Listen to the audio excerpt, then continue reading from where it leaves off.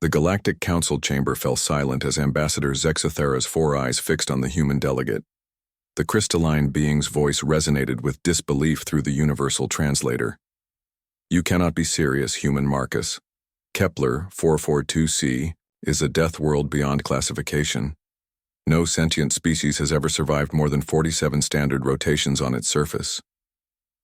Marcus Chen leaned back in his chair, a slight smile playing at the corners of his mouth. Around the curved amphitheater, representatives from dozens of species watched with mixtures of fascination and horror. The Threnody ambassador's tentacles writhed nervously, while the gas-form ethereals pulsed with agitated colors. "With respect, Ambassador," Marcus replied, his voice carrying the calm confidence that had made humans both feared and admired across the galaxy. "Your species have been trying to colonize worlds like your homeworlds. We humans, we adapt." Adapt? The mechanical translation couldn't quite capture the incredulous harmonics in Zexathara's voice. "The surface temperature of Kepler 442c fluctuates between -200 and +300 degrees within a single rotation. The atmosphere is 93% sulfuric compounds. The gravity is 4 times your Earth standard. The radiation levels would kill most species within hours." Marcus nodded thoughtfully. "So we've been told. That's why the Council classified it as uninhabitable and forbidden settlement, right?" "Precisely. The hegemony lost an entire research expedition there 3 centuries ago. The Varthun sent their most hardened warrior scientists. None returned. Even the machine consciousness of Nexus Prime declared the world incompatible with existence as we understand it." The human delegate stood, and despite being shorter than most beings in the chamber, his presence seemed to fill the space. "That was before you met us." 6 months earlier, Marcus had stood on the observation deck of the UES Resilience, watching Kepler 442c rotate slowly beneath them. The planet looked like a marble made of poison, swirling clouds of amber and green, with brief glimpses of a surface that seemed to shift between ice and molten rock. "Sir," Communications Officer Rodriguez had said, "we're receiving another warning broadcast from the Galactic Navigation Authority. They're quite insistent that we maintain minimum safe distance." Marcus had chuckled. "Log their concern. Rodriguez, prep the landing shuttle." Captain Sarah Kim, a veteran of the Titan colonies, had joined him at the viewport. "Marcus, I've read every report on this rock. The environmental suits won't last 6 hours down there. The temperature swings alone will crack any material we have." "Sarah," Marcus had replied, watching a massive storm system the size of Jupiter's great red spot tear across the planet's surface. "My great-grandfather was a wildcatter in Alaska. My grandmother homesteaded on Kepler 438b when the atmosphere was still toxic. My parents were part of the first wave on Ross 128b when everyone said the tidal forces would kill us all." He'd turned to her with that same quiet smile.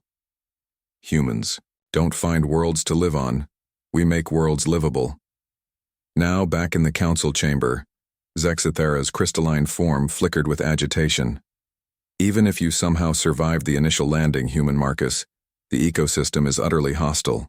Silicon-based predators that hunt by thermal signature, crystalline flora that releases neurotoxic spores, seismic activity that can split continents." "All true," Marcus acknowledged. "Which is why we didn't try to fight the planet. We learned to work with it." A hologram flickered to life above the chamber's center, a live feed from Kepler 442c's surface. The assembled delegates gasped, their various forms of shock rippling through the chamber like a wave. There, in the middle of a sulfurous hellscape, stood a house. Not a bunker, not a research station, a house, complete with what appeared to be a garden, solar collectors that track the violent sun, and smoke rising from a chimney into the toxic atmosphere. "Impossible," whispered the Threnody ambassador. The feed zoomed in, showing a figure in a simple environmental suit tending to what looked like modified earth plants. The person looked up and waved at the camera, then returned to their gardening as a massive predator. Something like a cross between a bear and a living boulder wandered peacefully nearby. Allow me to introduce Dr. Elena Vasquez, Marcus Oy said. Former terraforming engineer, current resident of New Hope Township, population 1 and growing. How? The question came from dozens of translators simultaneously. Marcus activated another display. We studied the thermal cycles and built into the ground, using geothermal energy to regulate temperature. We analyzed the atmospheric composition and created closed-loop systems that actually filter and process the toxins for useful compounds. We observed the local wildlife and learned their behavioral patterns rather than trying to eliminate them. The footage showed the house's interior, cozy, Earth-like, with books on shelves and what appeared to be fresh vegetables growing under specialized lights. Dr. Vasquez has been there for 97 standard rotations now, Marcus continued. She's not just surviving, she's thriving. She's cataloged over 200 species, established sustainable food production, and last week she sent a message requesting approval for the next phase. Which is? Zexthera asked, though the translator conveyed a sense of dreading the answer. Marcus's smile widened. She wants to build a second house, seems she's getting lonely. The chamber erupted in a cacophony of alien languages. Through the chaos, Marcus heard fragments of translation. Impossible. Humans are insane. How do they do this? Should we be afraid? He waited for quiet, then addressed the council one final time. Honored delegates, you keep looking for worlds like your homes. Worlds that welcome you, that are easy to live on. But humans? We're not looking for worlds that want us. We're looking for worlds that need us. Worlds that challenge us to become better, stronger, more ingenious.